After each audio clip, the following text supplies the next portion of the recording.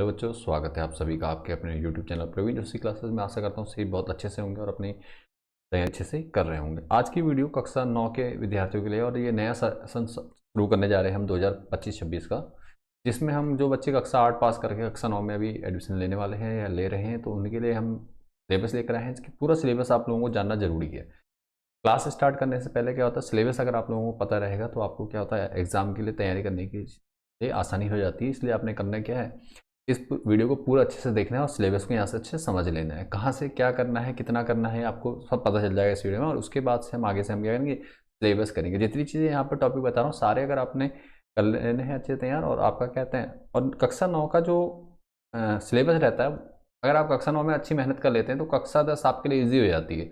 वहाँ आपको थोड़ा सा कम मेहनत करनी पड़ती है, चीज़ें आपको कॉन्सेप्ट समझ में आता है। ठीक है, तो कक्षा 9 आपका क्या है, नींव है कक्षा 10 के लिए, तो आपने इसको अच्छे से तैयार कर लेना है। तो यहाँ पे हम क्या करेंगे, आज की वीडियो में हम सिलेबस को डिस्कस करेंगे। ठीक है, पूरा सिलेबस मैं आपको बताने जा रहा हूँ, सारे चैप्टर वाइज क्या क्या चीज़ें इंपॉर्टेंट है, टॉपिक सारे गणित में कक्षा 9 के सारे मैं आपको यहाँ पे बताऊंगा। ठीक है, सेशन आपका 25-26 रहने वाला है इस बार का। ठीक है, सभी हिंदी माध्यम बोर्ड के लिए इंपॉर्टेंट रहेगी वीडियो, तो आपने क्या करना है, वीडियो को पूरा देख लेना है। वीडियो को देख के वीडियो को लाइक जरूर करना और दोस्तों से शेयर जरूर कर दिए, ताकि उन तक भी ये वीडियो पहुंच सके और वो भी क्या कर सकें, सिलेबस को समझ पाए। ठीक है, कक्षा 9 मैथ्स का। चलिए शुरू करते हैं आज की वीडियो। तो पहला जो चैप्टर आपका रहने वाला है वो है संख्या पद्धति। ठीक है, पहला चैप्टर है आपका संख्या पद्धति। संख्या पद्धति को अंग्रेजी में नंबर सिस्टम कहते हैं, आप जानते ही हैं। ठीक है, तो यहाँ पे क्या है, आपको प्राकृतिक संख्याएं, पूर्ण संख्याएं, वास्तविक संख्याएं, ठीक है, पूर्णांक, इन सब के बारे में पढ़ाया जाता है, पढ़ना होता है। ठीक है, ये आप बचपन में भी सीखते हुए आए हैं छोटी क्लासेस में, और यहाँ पे भी आपने क्या ना, इनके बारे विषय में जानना। इसके अलावा इसमें आपने क्या करना था, परिमेय और अपरिमेय, यहाँ पे आपको पढ़ना पड़ेगा अपरिमेय संख्या। ठीक है, अपरिमेय संख्या आपको कक्षा में समझाई जाएंगी। ठीक है, इस क्लास में क्या अपरिमेय संख्या के बारे में आ जाना कि अपरिमेय संख्याएं होती क्या है। ठीक है, उसके बाद आपका वास्तविक संख्या मैं अभी बता चुका हूँ कि वास्तविक संख्या के बारे में, और उनके दशमलव प्रसार, शांत और अशांत।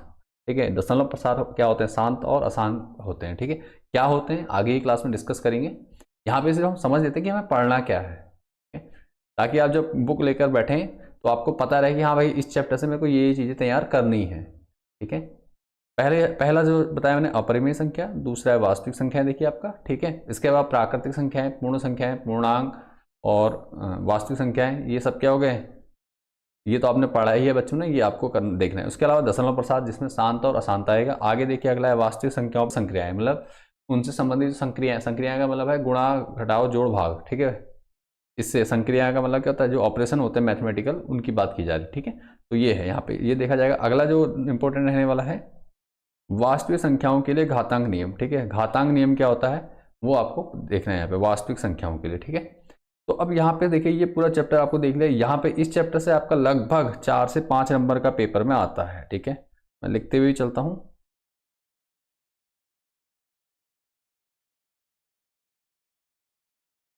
यहाँ पे आएगा 4 से 5 नंबर का आपका मिनिमम इस चैप्टर से आता है। ठीक है, तो आपने क्या करना है, इजी चैप्टर है, 1 से 2 दिन में इजीली आप तैयार कर सकते हैं पूरा चैप्टर।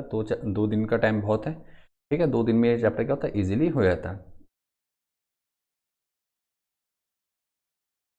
ठीक है, इतने मार्क्स का ये आपका बनता है। यहाँ से 4 से 5 मार्क्स का आता है। इसमें एमसीक्यू भी बन जाते हैं 1-2, और 1-2 नंबर के और क्वेश्चन बन जाते हैं। ठीक है, तो ये हमारा पहला चैप्टर कंप्लीट हो चुका है। अगले चैप्टर में अगले उसमें चलते हैं, चैप्टर जो है आपका। ठीक है, अगला चैप्टर क्या है, देखिए क्लास 9 का बहुपद। ठीक है, पॉलिनोमियल्स के नाम से जाना जाता है। ठीक है, पॉलिनोमियल कहा जाता है बहुपद। बहुपद क्या होता है, बीज गणित का है, ये बीज गणित में है। ठीक है, ये जो पहला चैप्टर था अंकगणित से, दूसरा चैप्टर जो आपका ये है आपका बीज गणित से। ठीक है, बीज गणित, अलजेब्रा कहते हैं जिसे। बहुपद, पॉलिनोमियल, जिसमें चर और अचर। ठीक है, चर और अचर होते हैं बेटा। ठीक है, चर और अचर होंगे तो क्या बनेगा, एक बहुपद बनेगा। ठीक है, ये आपको समझाऊंगा मैं आगे डिटेल क्लास में। बाकी अभी बेसिक्स थोड़ा सा देख लेते हैं क्या क्या है चैप्टर के अंदर। ठीक है, तो बहुपद समझ में आ गया होगा थोड़ा बहुत। अब बहुपद के बाद देखिए क्या है, बहुपद में एक चर वाले बहुपद के बारे में पढ़ेंगे। एक चर वाले बहुपद मतलब जिसमें केवल एक चर में बहुपद हो। ठीक है, एक चर हो। उसके बहुपद के शून्य निकालना सीखेंगे हम यहाँ पर। ठीक है, बहुपद के शून्य क्या होते हैं, तो वह मान जो क्या करता है, बहुपद को 0 के बराबर कर दे। ठीक है, शून्य कर दे, क्या कहलाता है, शून्य कहलाता है। ठीक है, आगे परिभाषा हम डिस्कस करेंगे जब क्लास चलेगी। ठीक है, तो टेंशन नहीं लेना है, बहुत इजी क्वेश्चन है। बहुपदों के गुणनखंड। ठीक है, बहुपदों के गुणनखंड। ठीक है, बहुपदों के गुणनखंड, गुणनखंड करना सीखेंगे हम यहाँ पे बहुपदों में। अभी तक आपने सिंपल गुणा भाग सीख रखा है, गुणनखंड करना सीख रखा है अंकगणित में 2, 4 ऐसे करके संख्याएं कोई भी दिए, इनके गुणनखंड करना आपने सीख रखा है। लेकिन अब जो गुणनखंड सीखेंगे हम वो होंगे बहुपदों के गुणनखंड। ठीक है, बहुपदों के गुणनखंड करना सीखेंगे, बहुत ईजी है, और जब हम सिखाएंगे तो आप बहुत ईजिली क्या होंगे, सीख जाएंगे अच्छे से। ठीक है, तो ये भी आपने क्या अच्छे से तैयार कर लेना। ठीक है, इसके बाद बीजीय सर्वसमीकाएं, बीजगणितीय सर्वसमीकाएं मतलब सूत्र निकालना सीखेंगे। ठीक है, बीजगणितीय सर्वसमीकाएं हैं। ठीक है, आपने बचपन में पढ़ा भी है, ए प्लस बी का होल स्क्वायर फॉर्मूला पढ़ा है, इसी प्रकार ए माइनस बी का होल स्क्वायर, ए क्यूब माइनस बी क्यूब, ए क्यूब प्लस बी क्यूब, इस प्रकार से कई फॉर्मूले आपने पढ़ रखे हैं। तो उन्हीं फॉर्मूलों का हमने करना है, यहाँ यूज करना है। ठीक है, इसी टाइप के फॉर्मूले का यूज करके हमने करना है, इसको करना है। तो ये है आपका टोटल। यहाँ से अगर आपका देखा जाए तो कम से कम 6 से लेकर 10 नंबर का आपका इजीली बन जाता है पेपर। ठीक है, 6 से 10 मार्क्स का बनता है। अलग अलग बोर्ड में अलग अलग चीज़ें हो सकती है, थोड़ा बहुत 1-2 नंबर ऊपर नीचे हो जाते हैं, लेकिन इतना आप एवरेज मान के चलिए कि 6 से 10 मार्क्स तो यहाँ से हमें मिलते ही हैं।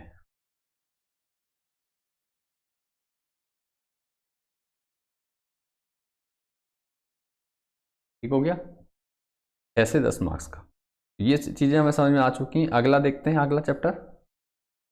सिलेबस को पूरा समझिए, और सिलेबस पूरा देखना इसलिए ज़रूरी है, मैं बता चुका हूँ, ताकि आपको पता रहे आपको पढ़ना क्या है। पढ़ना है तो पता है, लेकिन क्या पढ़ना है, कैसे पढ़ना है, ये पता होना जरूरी है, जिससे आप कम समय में ज़्यादा चीज़ें सीख पाओ। ठीक है, तो ये चीज़ का ध्यान देते हुए अगला है भूमिका। भूमिका सॉरी निर्देशांक ज्यामिति। ठीक है, यहाँ पे निर्देशांक ज्यामिति का इंट्रोडक्शन आप पढ़ेंगे, ज़्यादा कुछ नहीं है। ठीक है, इसमें एक ही इंपॉर्टेंट टॉपिक आने वाला है इसमें, निर्देशांक ज्यामिति। ठीक है, कोऑर्डिनेट ज्योमेट्री कहा जाता है इसे अंग्रेजी में। ठीक है, कोऑर्डिनेट ज्योमेट्री के बारे में आपको बताया जाएगा। ठीक है, इसमें कार्तीय पद्धति से क्या करेंगे, हम क्वेश्चन को सॉल्व करना सीखेंगे। ठीक है, क्या है कार्तीय पद्धति ये आप जानोगे इस में। ठीक है, यहां से आपका बनता है लगभग मान के चलिए 4 नंबर का पेपर बनेगा, 4 मार्क्स का आएगा यहाँ से। ठीक है, 4 मार्क्स का लेके चलिए इसको। ठीक है, 4 मार्क्स तक का आएगा, यहाँ से ज़्यादा नहीं आता है, लेकिन ईजी है तो आपको करना जरूरी है, इसको अच्छे से सीख लेना है। ठीक है, आगे बढ़ते हैं। बाकी कोई नया लेटेस्ट अपडेट आएगा किसी बोर्ड का तो हम जरूर आपको चैनल में वीडियो के माध्यम से बताएंगे, तो आप क्या जुड़े रहिए। अभी मेन चीज़ें समझ लेते हैं कि कहाँ से क्या है करना है। अगला है बहुपद में, ये भी बीजगणित का ही है, 2 चर वाले रैखिक समीकरण। क्या कह दिया, 2 चर, यहाँ पे 2 चर दिए होंगे और रैखिक समीकरण का है। तो रैखिक समीकरण क्या होता है, जिसकी घात 1 होती है और 4 कितने होंगे, 2 होंगे। ठीक है, तो 2 चर वाले रैखिक समीकरण से संबंधित सवाल है। इसमें पहला क्या है, रैखिक समीकरण क्या होता है, इसके बारे में जानकारी हमें, भैया रैखिक समीकरण होता क्या है ये हमें पता चलेगा। दूसरा, रैखिक समीकरण को हल करना। ठीक है, रैखिक समीकरण को हल करने के विधियां पता चलेंगी। ठीक है, रैखिक समीकरण को कैसे हल करते हैं। ठीक हो गया, रैखिक समीकरण को हल करने की विधि जानेंगे हम यहाँ से। क्लियर हो गया यहाँ तक? कोई डाउट लगे, परेशानी लगे तो आप मुझे कमेंट कर सकते हैं और अपने अपने क्वेरी पूछ सकते हैं। ठीक है, चलिए आगे बढ़ता हूँ। इसके बाद नेक्स्ट चैप्टर में सिलेबस समझते जाइए। सिलेबस समझने के बाद जब हम चैप्टर कराएंगे, एक्सरसाइज करेंगे, तो आपको डिटेल में एक्सरसाइज समझ में आ जाएगी। 1 से 2 वीडियो डेली हर उसकी मिलेगी आपको, और आपको क्या करना है, उनको अच्छे से देख लेना और अपनी तैयारी कर लेना है। अगला है यूक्लिड की ज्यामिति का परिचय। ठीक है, यूक्लिड की ज्यामिति का परिचय। यूक्लिड की ज्यामिति का परिचय, इसमें देखो जो इंपॉर्टेंट है वो क्या है, यूक्लिड की परिभाषाएं, अभिग्रहिता और अवधारणाएं। ठीक है, ये 3 चीजें हमें क्या करनी है, तैयार करनी है, बस इतना करना है तैयार इसमें चैप्टर में। यहाँ से आपका लगभग 4 से 5 नंबर आपको मिल जाएंगे बेटा। कितने मिल जाएंगे, 4 से 5 मार्क्स।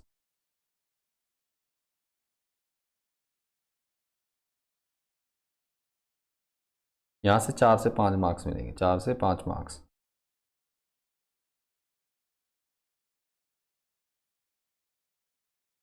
ठीक है, तो ये आपने तैयार कर लेने अच्छे से। इसी के साथ आगे बढ़ते हैं नेक्स्ट चैप्टर में, चैप्टर 6। चैप्टर 6 से आपका रेखाएं और कोण। इजी चैप्टर है बहुत, बचपन में आप पढ़ते आए हैं, रेखा गणित से संबंधित है। ठीक है, तो इसमें क्या आधारभूत पद और परिभाषाएं। ठीक है, पहले तो हमें परिभाषा की रेखा क्या होती है, बिंदु क्या होता है, समांतर रेखाएं क्या होती है, कोण किसे कहते हैं, ये सब चीजें आपको पढ़ाई जाएंगी यहाँ पर। ठीक है, समरूप त्रिभुज क्या होते हैं, समरूपताएं क्या होती है। ठीक है, सर्वांग आकृतियां कैसी होती है, समरूप आकृतियां कैसी होती है, ये सब चीजें हम यहाँ पढ़ लेंगे। ठीक है, रेखा और कोण के बारे में विशेषकर बात होगी। ठीक है, तो यहाँ पे कोणों के बारे में बात होगी, तो यहाँ पे पूरक कोण, संपूरक कोण क्या होते हैं, कोणों के प्रकार, ये सब हम पढ़ेंगे। ठीक है, आराम से।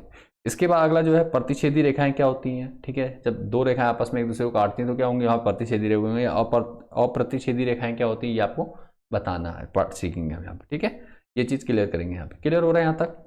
अगला है कोणों के युग्म। कोणों के युग्म मैंने बताया अभी कि क्या पूरक और संपूरक कोण आपने सुन रखे हैं। ठीक है, तो ये होता है कोणों के युग्म, ठीक है, ये भी हम यहाँ पे पढ़ेंगे अच्छे से, ठीक है।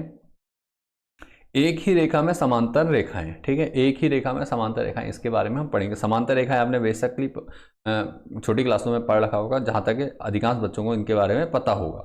जो चीज़ नहीं भी पता होगी तो डरना नहीं है, यहाँ सारी इस वीडियो के बाद जितनी भी वीडियो हमारे चैप्टर वाइज आने वाली है उनमें आपको एक एक चीज़ डिटेल में समझाई जाएगी, कोई भी डाउट आपको नहीं रहने वाला है, ठीक है। आगे बढ़ता हूँ इसके बाद। इसके अलावा मैं आपको कुछ नई चीज़ें भी बताने वाला हूँ वीडियो के एंड में, तो वो चीज़ें भी आपने करनी है, देख लेनी है वीडियो को, इसलिए वीडियो को पूरा देखिए और चीज़ों को समझते हुए चलिए आगे, ठीक है। आगे देखिए त्रिभुज। अब आ गया त्रिभुज। त्रिभुज के बारे में जानेंगे कि त्रिभुज होता है क्या है। उसके बाद त्रिभुज की सर्वांग समता के नियमों के बारे में पढ़ेंगे, ठीक है, सर्वांग समता के बारे में जानेंगे, ठीक है। उसके बाद त्रिभुज की सर्वांग समता के लिए जो कसौटियां बनी है, जो नियम बने हुए हैं उनको पढ़ेंगे, ठीक है। सर्वांग समता क्या होती है, परिभाषा समझेंगे पहले।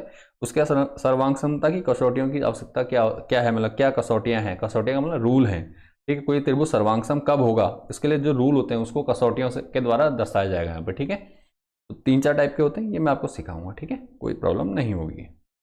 ये कई बार कई बच्चों ने क्लास 7th और 8th में थोड़ा बहुत पढ़ा भी होगा इनके बारे में। बेशक नहीं अगर आता है तो अच्छी बात है, नहीं भी आता है तो डरना नहीं है, सब कुछ यहाँ इजीली सीख जाओगे आप। आगे बढ़ते हैं 7.4।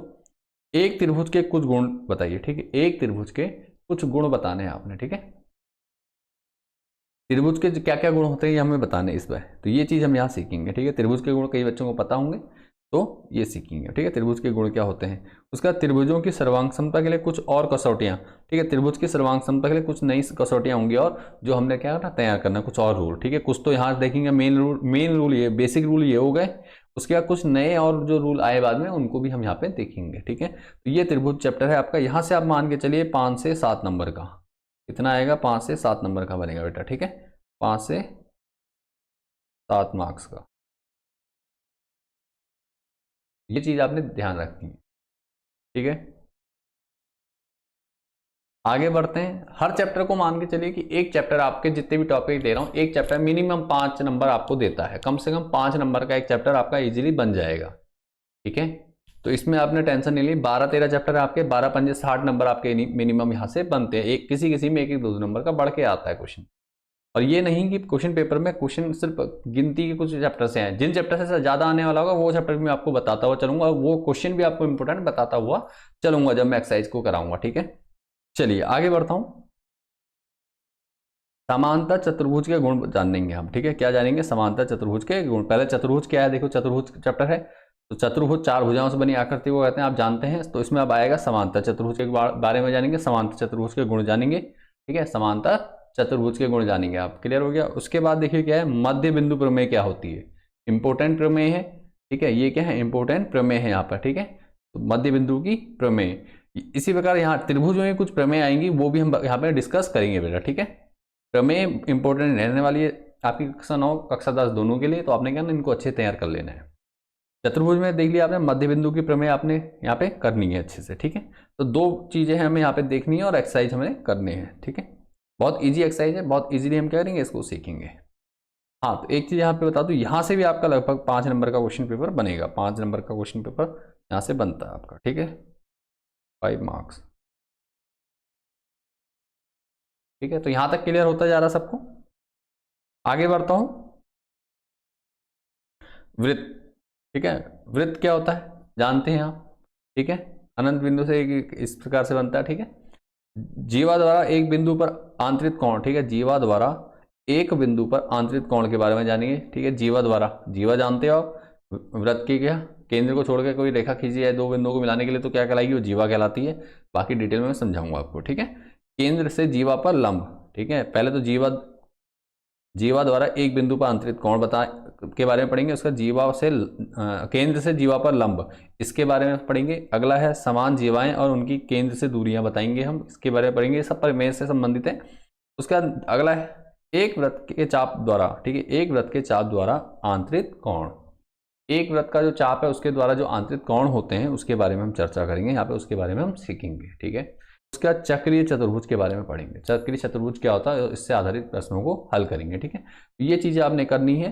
तो रेखा गणित क्या है आपकी, ज्यादातर प्रमेय बेस्ड है, तो प्रमेय हमने क्या करना है डिटेल में करनी है, ठीक है। जब हम प्रमेय को अच्छे से करते हैं तो हमारा क्या कहता है बेस क्लियर होता है और रेखा गणित इजीली समझ में आने लगती है, ठीक है।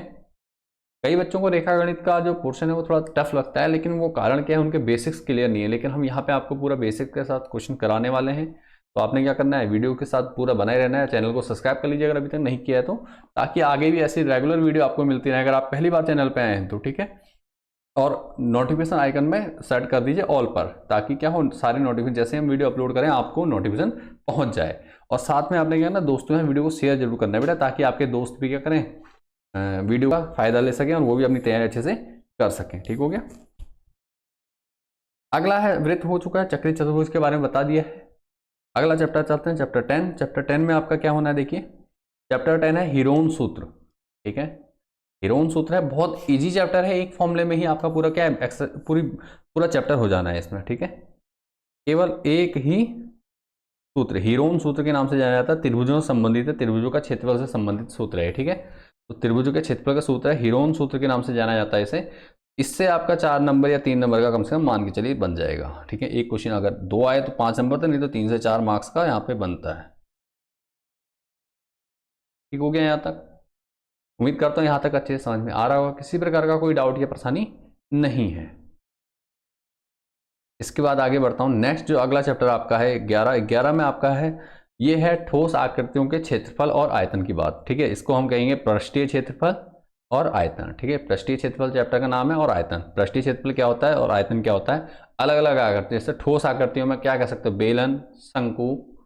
ठीक है, इसके अलावा आपका क्या होता है, घन, घनाभ और गोला। ये सब क्या है, ठोस आकृतियां हैं। इनके पृष्ठीय क्षेत्रफल और आयतन निकालने के बारे में पढ़ेंगे। ठीक है, तो पहला क्या है, लंबवर्तीय शंकु। ठीक है, लंबवृत्तीय शंकु का पृष्ठीय क्षेत्रफल। ठीक है, लंबवृत्तीय वृत्तीय शंकु का पृष्ठीय क्षेत्रफल निकालना सीखेंगे हम यहाँ पे, पहला। दूसरा आएगा गोले का पृष्ठीय क्षेत्रफल निकालना सीखेंगे।